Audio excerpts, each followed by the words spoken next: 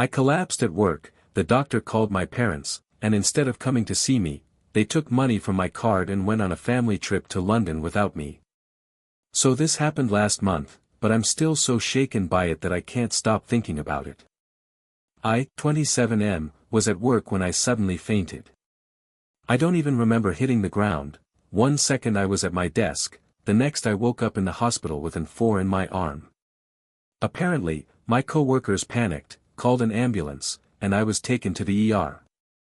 The doctors did some tests and said it was exhaustion, dehydration, and possibly stress.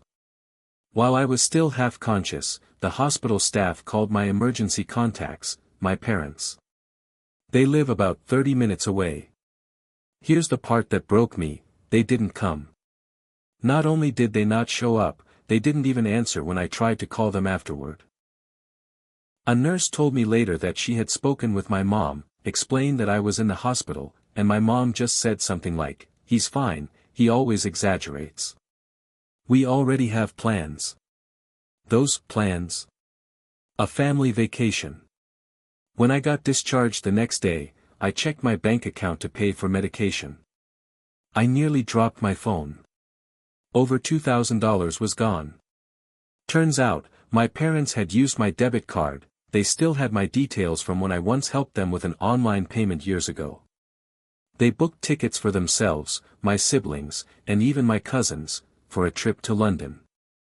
Without me. So while I was lying in a hospital bed, scared and alone, they were packing their bags for a vacation that I unwillingly paid for.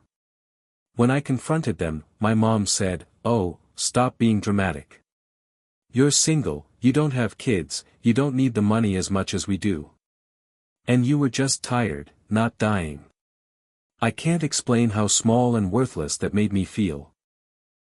I always knew my parents favored my siblings, but this was another level. They didn't even care enough to check if I was okay. I've since frozen my accounts, changed my cards, and I'm seriously considering cutting them off. Some extended relatives are calling me ungrateful because family is family, but I honestly don't care anymore. If family means stealing my money while I'm unconscious in a hospital and leaving me behind, then maybe I don't need family. They came back from London, and I finally spoke to them. When my parents and the rest of the family came back from London, I was still processing everything that had happened. I had frozen my account, ordered a new debit card, and even filed a report with the bank. They told me it could be investigated as fraud since I hadn't given direct permission, but because it was family and they had my details, it was going to be complicated. Still, I wanted to at least confront them face to face.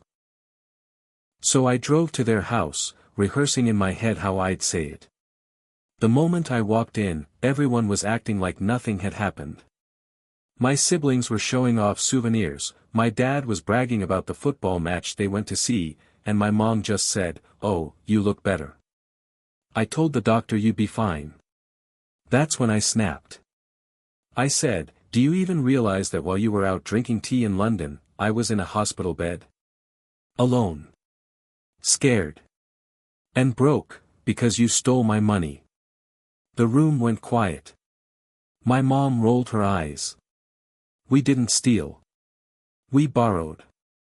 "Don't be so dramatic." "Borrowed?" I laughed bitterly. "You never asked me.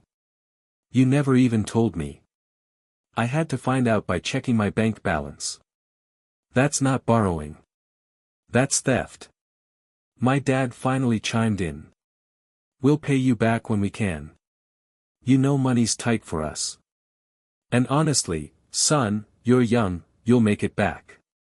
Why hold a grudge against your own family?" That line made my blood boil. Why hold a grudge?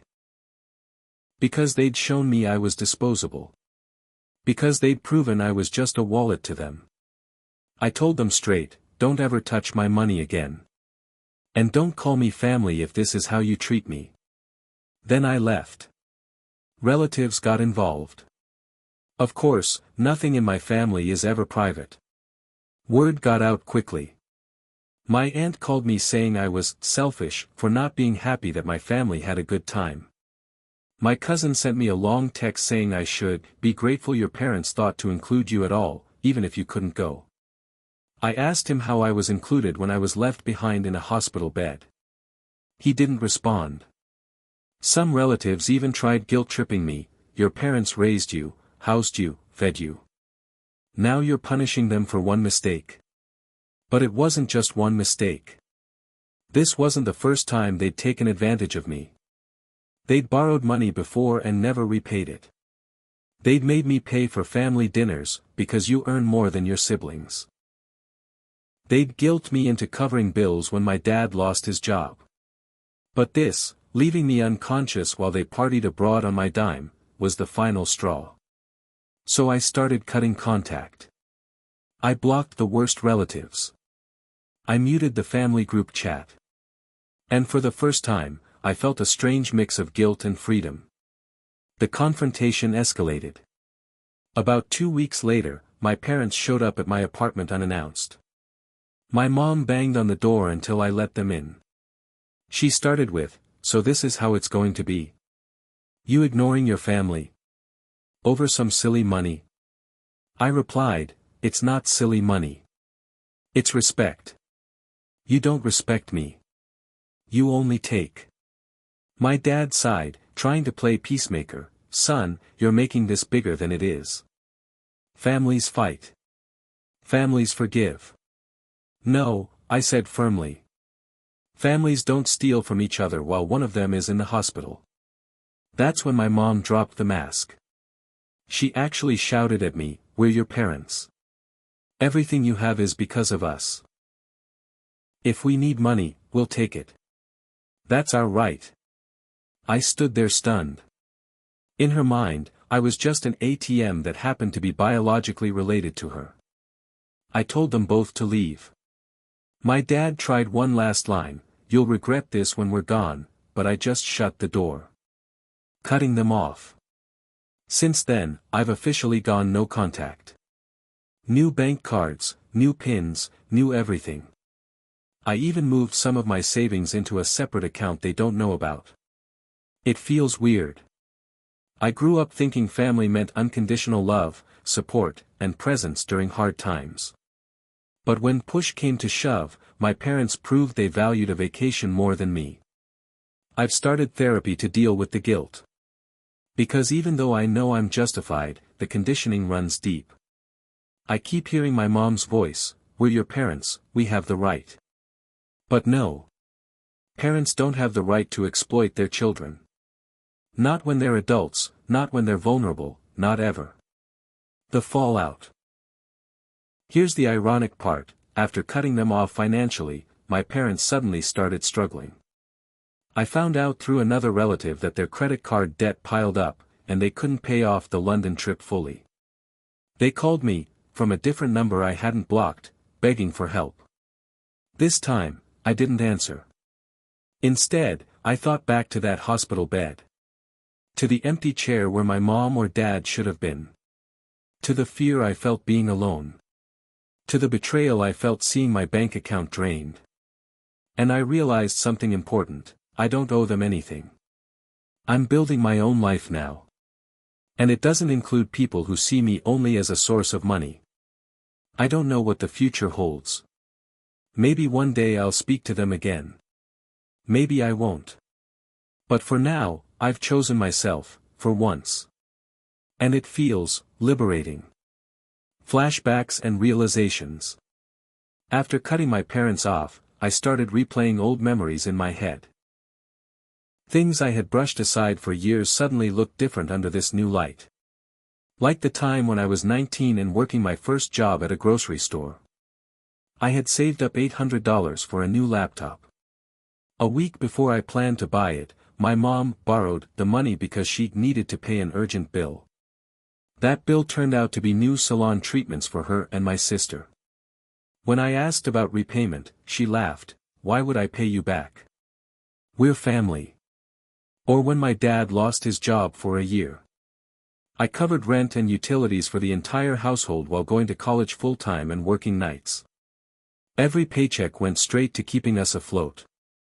At the time, I told myself I was being a good son. Looking back, I realize I was groomed into thinking my needs didn't matter. And birthdays? They never celebrated mine. But for my siblings, they'd throw big dinners with expensive gifts, funded partly by me. It hit me in therapy, this wasn't just one betrayal in London. It was a pattern of neglect and entitlement. London was just the loudest, ugliest example.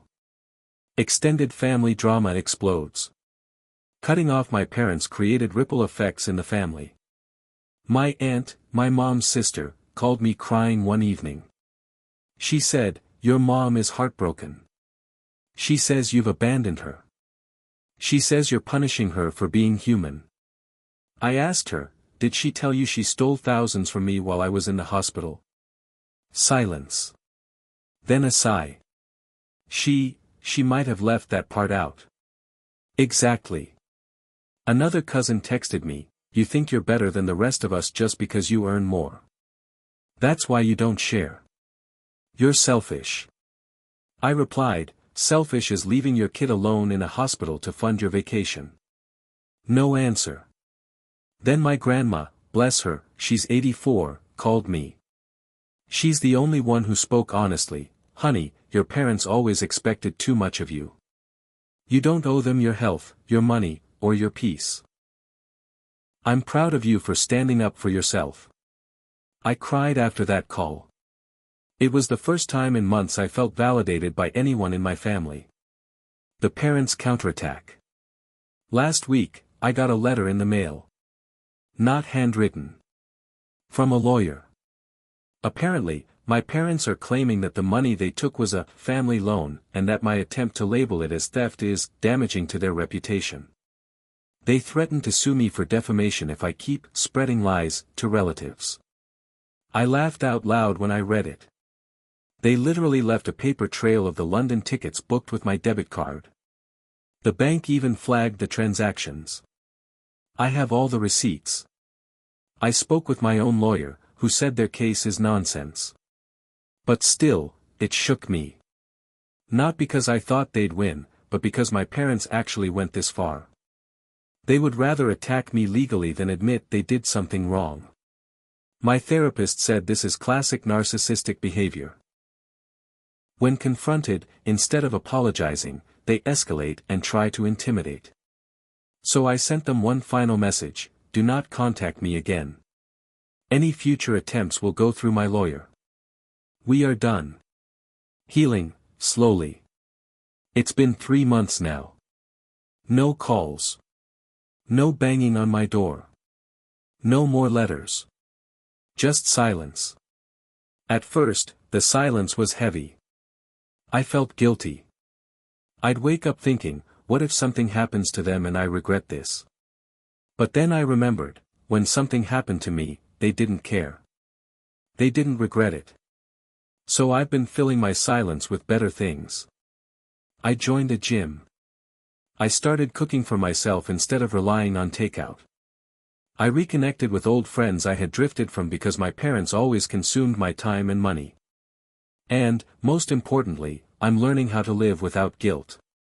My therapist gave me a phrase I repeat whenever the guilt creeps in. It is not my job to set myself on fire to keep others warm. An unexpected call. Yesterday, my sister called me. We hadn't spoken in over a year. She was crying. She said, "They're turning on me now. Dad's demanding I cover their mortgage. Mom says I should give up college and work full-time to help them out. I don't know what to do." I felt a twist in my chest. Part of me wanted to say, "Now you know how I felt." Another part of me wanted to protect her, because she's young, and she doesn't deserve to go through the same manipulation. I told her, "I can't get dragged back into their mess. But I'll help you protect yourself. Freeze your accounts. Set boundaries. Don't give them access to your cards." She sniffled and said, "I wish I had listened to you sooner." I don't know if she'll actually break free. But I realized something, maybe the cycle ends with me. Maybe by saying no, I gave my siblings permission to say no too. Choosing myself. It's strange how betrayal can lead to freedom. If you told me a year ago that I'd go no contact with my parents, I would have laughed. I was the dutiful son, the reliable one, the ATM with a heartbeat. But now, after everything, the hospital, the stolen money, the lies, the threats, I finally see them clearly. And here's what I see. They don't love me. Not in the way parents should love a child. They love what I provide. They love control. They love entitlement. But me, the person, the son, I was always invisible. So I've chosen myself. I've chosen peace over chaos, honesty over manipulation, and healing over guilt. And for the first time in my life, I feel free. They showed up at my work. Just when I thought things had gone quiet, my parents escalated again. I was at work, in the middle of a meeting, when the receptionist buzzed me and said, there are two people here asking for you, they say they're your parents. I froze. My co-workers looked at me, and I felt my stomach drop. I went down to the lobby, and sure enough, there they were, my mom and dad, looking angry but also a little desperate. My mom immediately raised her voice. So this is what it takes for you to talk to us? We have to track you down like criminals. I calmly said, you need to leave. You can't just show up at my job. My dad tried to act reasonable, son, we just want to talk. You're making this worse than it has to be. I told them, you sued me. You drained my money. You ignored me in a hospital. There's nothing left to talk about. My mom snapped, we gave you life. How dare you treat us like strangers? That's when security came over and escorted them out. My boss later called me into his office, concerned. I had to explain, without going too deep, that I was dealing with some family issues. Luckily, he was understanding, but I was humiliated. Police report. After the work incident, I decided enough was enough. I went to the police and filed a report for harassment. I brought all the documentation, the unauthorized withdrawals, the lawyer's letter, the uninvited appearance at my workplace. The officer I spoke to was sympathetic. He said, look, family cases are messy, but you're not the first to go through this. You did the right thing documenting everything. He explained that if they keep contacting me or showing up, I could request a restraining order. The idea of taking my own parents to court felt surreal, but at this point, I knew I had to protect myself. The smear campaign. Of course, my parents didn't back off quietly. Instead, they doubled down in another way, they launched a smear campaign. I started hearing from old neighbors, even distant cousins I hadn't spoken to in years. The story my parents told them was that I had abandoned them, that I was cold and ungrateful. My mom apparently told people that when I was in the hospital, it was just a dizzy spell and I had exaggerated it to make them look bad. One relative even messaged me on Facebook, how could you do this to your poor mother, after everything she sacrificed for you? I didn't even respond. But it hurt. Because deep down, a part of me still wanted them to admit the truth. Instead, they rewrote the narrative so they looked like victims and I looked like the monster. Therapy breakthrough. In therapy, I vented about all this. How unfair it was. How much it stung to be painted as the villain when I had done nothing wrong. My therapist asked me, why do you need them to acknowledge the truth? That question stopped me cold. Because that was it. That was the hook. I was still craving their validation. Still hoping, somewhere deep down, that my parents would one day say, we were wrong. We're sorry. But the truth is, they never will. That realization broke me. I cried harder than I had in years. But afterward, I felt lighter. Because now I knew, closure won't come from them. Closure has to come from me. The court date. Remember that defamation nonsense?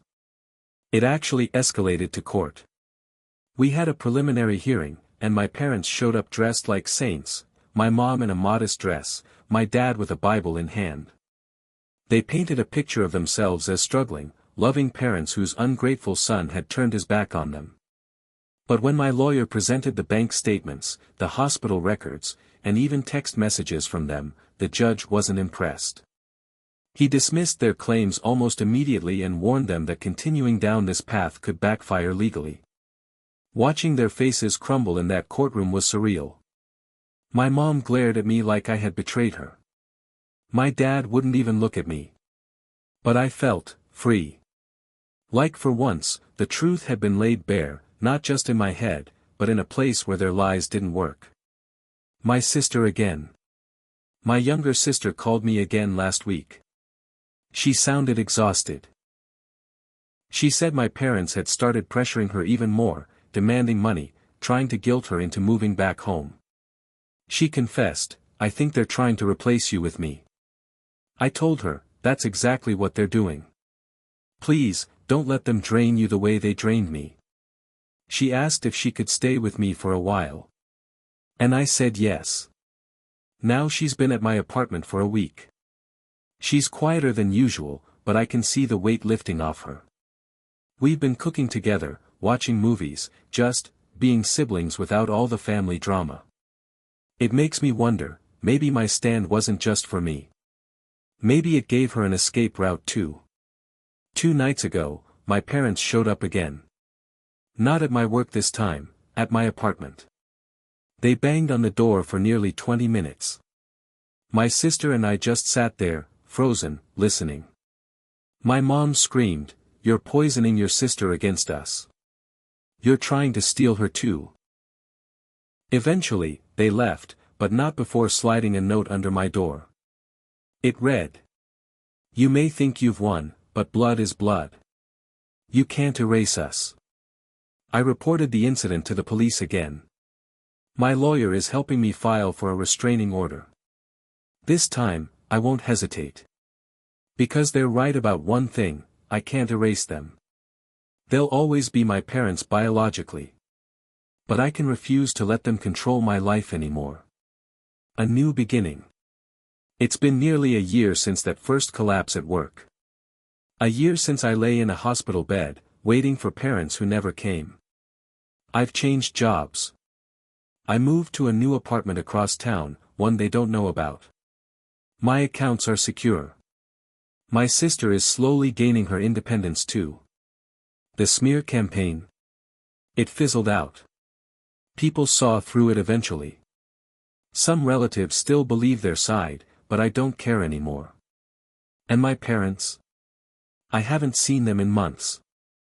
I don't plan to. The restraining order is in place. The silence this time feels permanent. Do I miss the idea of parents? Yes. I miss what I should have had. Parents who showed up when I was sick. Parents who supported me instead of draining me. Parents who loved me as I was, not for what I could give. But those parents never existed. So I'm building something new, a chosen family of friends, my sister, maybe someday a pa.